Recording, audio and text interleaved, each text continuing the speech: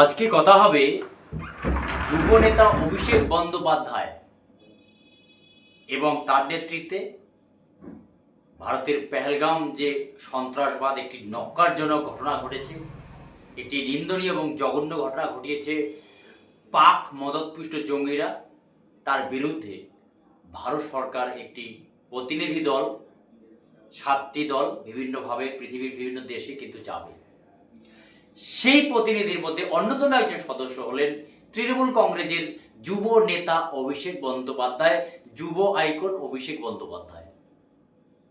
Mister Bandyopadhyay কড়া ভাষায় পাকিস্তানকে টোকিও থেকে হুঁশিয়ারি দিয়েছেন।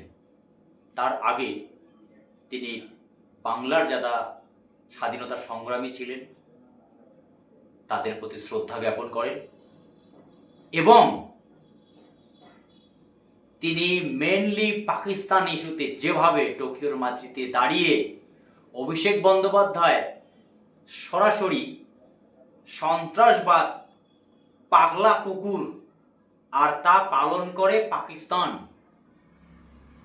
কড়া ভাষায় আবার বলছি, সন্ত্রাসবাদ পাগলা কুকুর আর তা পালন করে পাকিস্তান, টোকিওর মাটি থেকে ইসলামাবাদের মুখোশ খুলে দিলেন তৃণমূলের এই যুব আইকন, তৃণমূলের যুব নেতা অভিষেক বন্দ্যোপাধ্যায়। সরকার যে 7টি সর্বদলীয় প্রতিনিধি দল তৈরি করেছে কেন্দ্রীয় সরকার, তাদের মধ্যে একজন হলেন তৃণমূলের অভিষেক বন্দ্যোপাধ্যায়।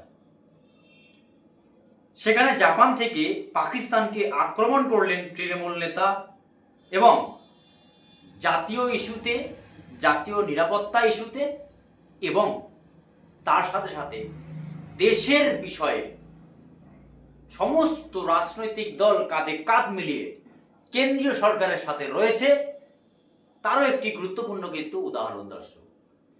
তিনি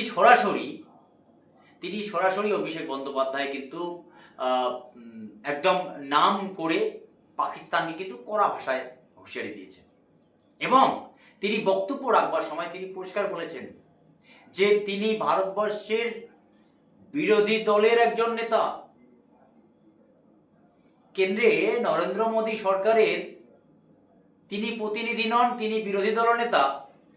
সমস্ত দলীয় একজন করে প্রতিনিধি যখন যাচ্ছেন, তার অন্যতম একজন ব্যক্তি তৃণমূলের অভিষেক বন্দ্যোপাধ্যায়, সেটাও তিনি পরিষ্কার করে দিয়েছেন। কিন্তু হ্যাঁ, অভিষেক বন্দ্যোপাধ্যায় পেহেলগাম হামলায় যে পাকিস্তানের যে জঘন্য নক্করজনক এবং বারবার পাকিস্তান এই সন্ত্রাসবাদের যে জন্ম দিচ্ছে তা নিয়ে অভিষেক বন্দ্যোপাধ্যায় যে বক্তব্য রেখেছেন, পুরোপুরি কিন্তু চাচাশোলা আক্রমণ করেছেন এবং পাকিস্তানের গোটা পৃথিবীর কাছে কিন্তু পাকিস্তানের মুখোশ খুলে দিয়েছেন এই যুব নেতা অভিষেক বন্দ্যোপাধ্যায়।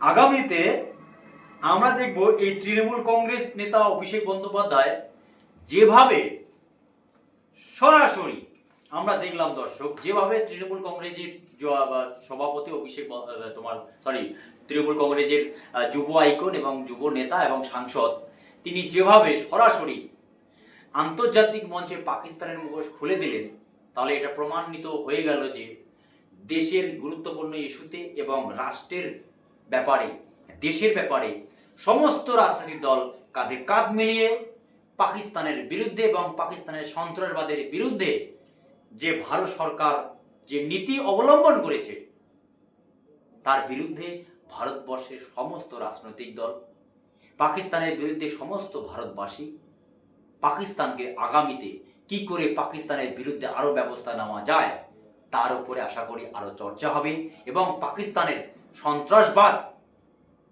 ভারতীয় সেনা নির্মূল করবে। তবে হয়তো আমরা আবার সেই স্মৃতিতে ফিরব, সারে জাহাঁ সে আচ্ছা হিন্দুস্তান হামারা। আজ এ পর্যন্তই।